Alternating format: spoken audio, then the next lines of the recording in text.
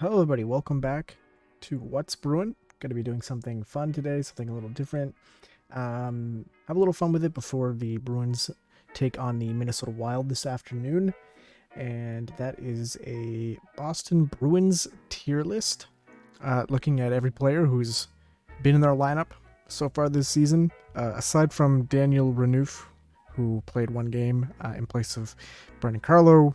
He's not on this list. I didn't think it was important to include him, but everybody else will be included.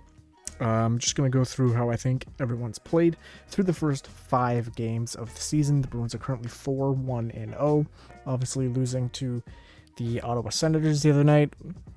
But other than that, they have looked very, very sharp. And a lot of these players have been exceptional. Some of these other players, I think, have more to give. And so that's what we're setting out to talk about here today. So without any further ado, let's just go ahead and begin with Patrice Bergeron. I think we all know where Patrice Bergeron's going to end up on this list. He is an S tier player. Turning back the clock, he has been incredible. He has 6 points in his first 5 games, including 3 goals. He is a +6 rating. No shock to see him here. I think he's the kind of player that is either going to be an A or S all season long. He is their captain. He is their leader. Tremendous player. Tremendous start to the season. Brendan Carlo. This is a little difficult because he hasn't played much. Unfortunately, he got hurt. As you may know, he took an interesting hit. It wasn't a dirty hit or anything. Kind of just an unfortunate outcome where his head took a little bit of impact, and it's assumed to be a concussion. He's currently practicing in a non-contact jersey. But I'm going to put him in B. He hasn't played much, but his role has been increased due to the Charlie McAvoy injury. So playing in a bit of a higher role than usual. I think he did fine. Again, pretty small sample size, so I can't really put him higher or lower than B, but I think he's been totally fine, and hopefully he's back sooner than later. Connor Clifton. I am putting Connor Clifton in A.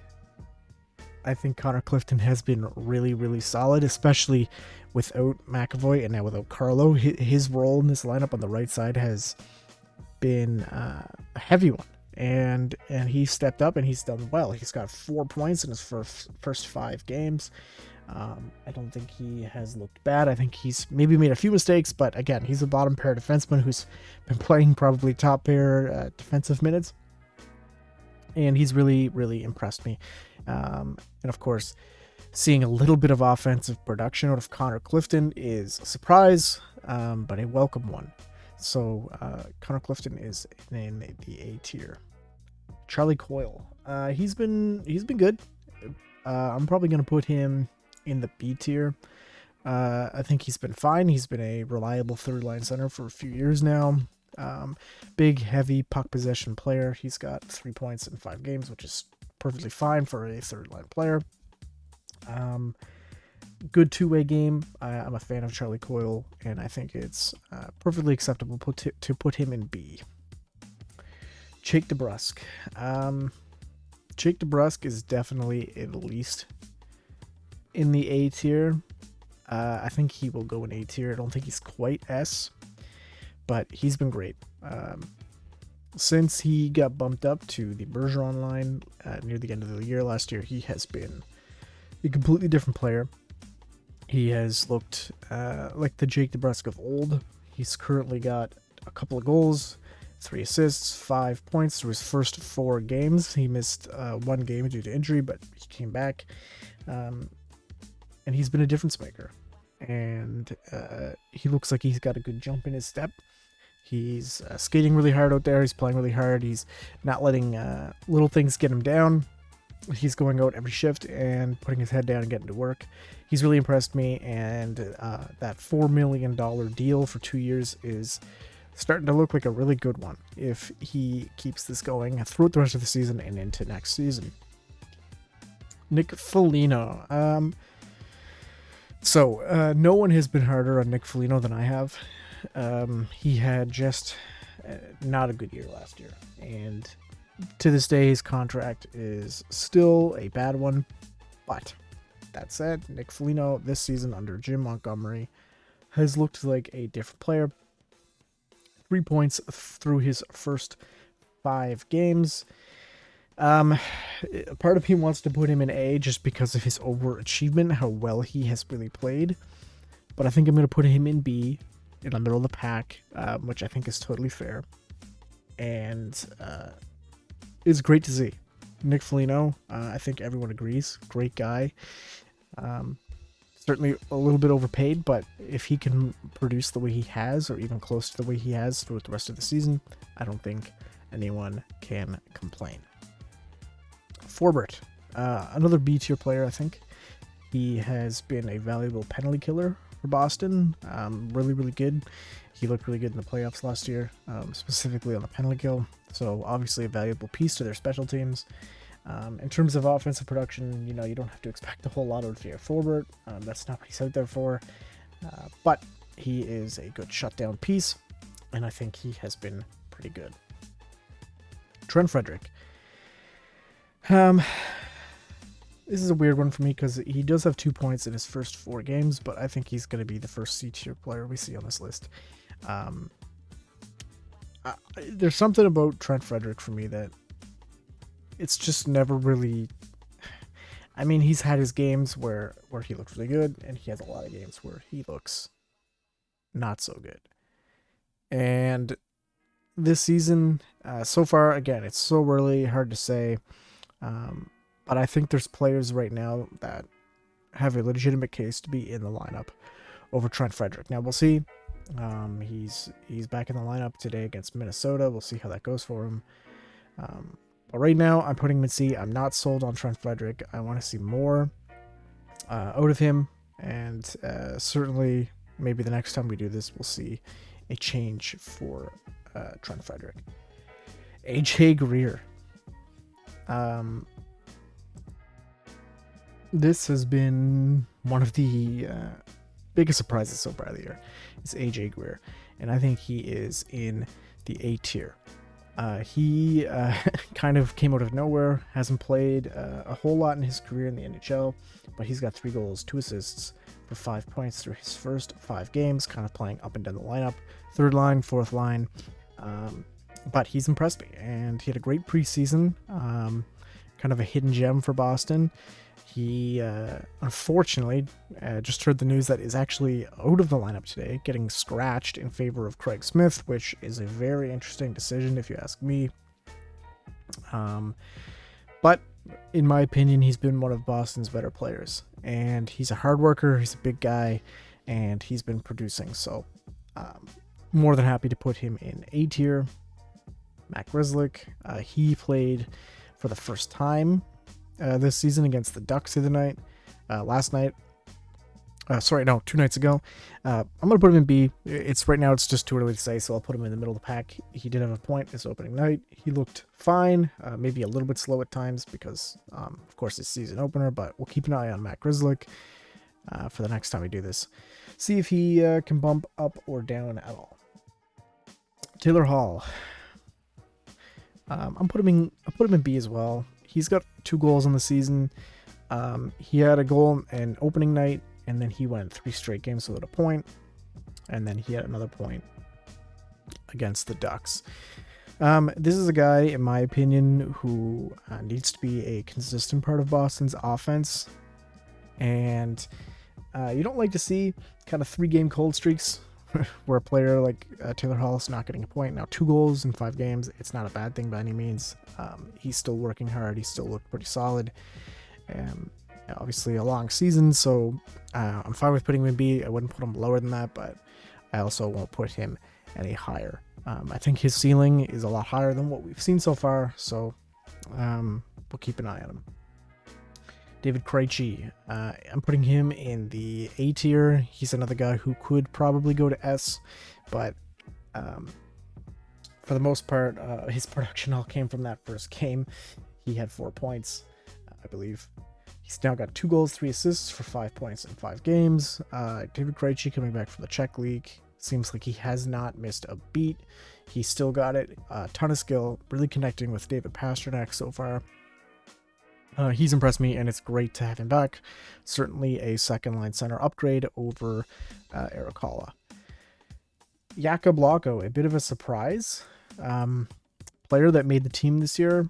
They obviously like the energy that he brought and what he was bringing to the lineup. I'm going to put him in C tier. So far, he hasn't exactly blown the doors off. He's getting back in the lineup today over Jack Studnicka.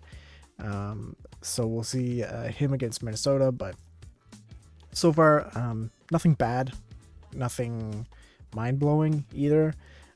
He works hard, he's got some speed and size, so hopefully he can keep using that to his advantage, and I'll keep an eye on him, and we'll see how his rating changes over the season, depending on how long he stays with the big club.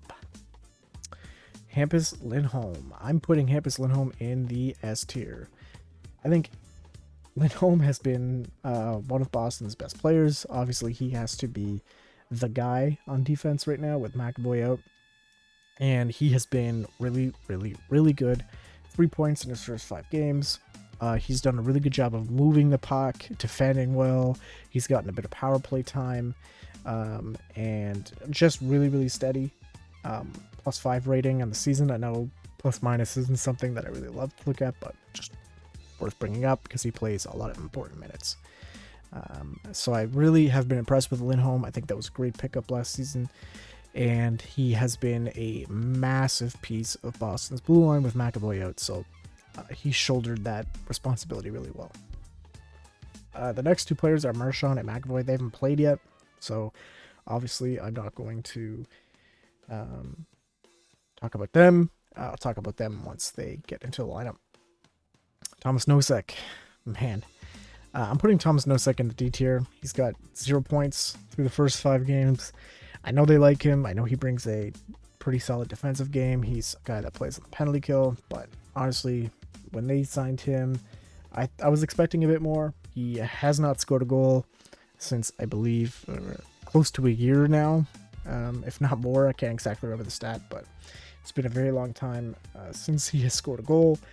When he played with the Golden Knights, he scored, I believe, 8 all 3 seasons or 4 seasons that he played with the Knights. So I was expecting a 4th line player who could do something like that. And really, he just has not impressed me too much. So Thomas Nosek, I think, is a guy who easily could be in order to the lineup. For some reason, they seem to really like him. I guess it's, again, his defensive game, but he's our first D tier player on this list. David Pastrnak, obviously S tier. He has 8 points in 5 games. Bruins currently Bruins leading point scorer. He's looked really, really good. He's been driving the plays. He's got 3 goals, 5 assists.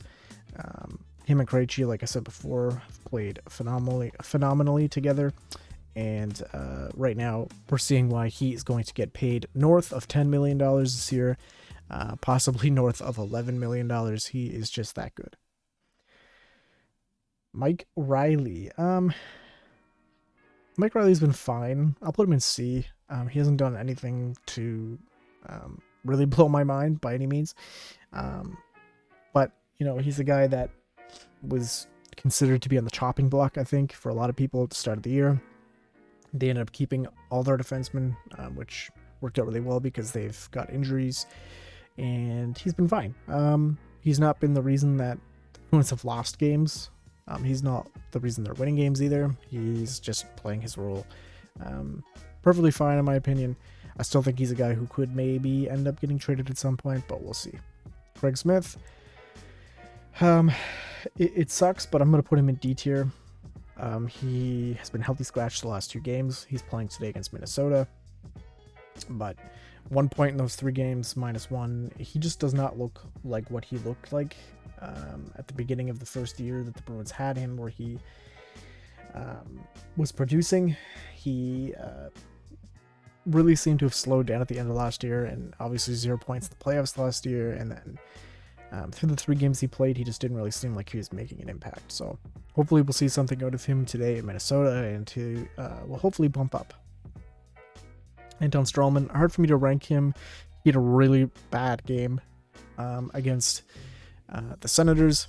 but it was only one game, and it was his first game of the season, coming in a bit late in the year, so others had already had the chance to shake the rust off. So I'm gonna be generous and put him in C instead of D. I'll wait and see more out of Strawman. I don't think he's playing in Minnesota today. He still has those visa issues, so hopefully next game. So I'm not gonna be too hard on him right now until I see more. Stanika, D tier. Unfortunately, it pains me to say it, but he did not look good in the one game he played, which was against the Ducks. He ended up getting benched for the third period. I just don't know what they have here with Stanika at this point, to be honest with you. He's a guy that I could easily see getting waived, maybe get claimed, or getting traded at some point, and given an opportunity somewhere else. He's 23 years old now, hasn't really had much of an opportunity in Boston, and in my opinion, just isn't really piecing it together the way that they had hoped. So I think he's a D tier player right now. Maybe we see him get another chance at some point. It won't be today. He's coming out. So another player to keep an eye on. Jeremy Swayman, I'm putting him in C tier. He's not been great through the first few games that he's played. He got pulled in the game against the Senators. He's currently got a 540 goals against and 816 save percentage, 1-1 in the season. It's early. I have no doubt he'll bounce back. He seems confident that he will as well. I still think the Bruins got a really good young goaltender here in Swayman, but just not the best start for him. Linus Ullmark, on the other hand, where do we put Linus Ullmark? I'm gonna say S tier. Honestly, he's been really, really rock solid. He's got 3 wins. Wins in all 3 games that he started, a 2.06 goals against and a 938 save percentage. Just extraordinary numbers. He's looked really, really confident and calm in the net. A lot of people were thinking that maybe he would get traded last year because of Swayman, but I think he's worth every penny right now.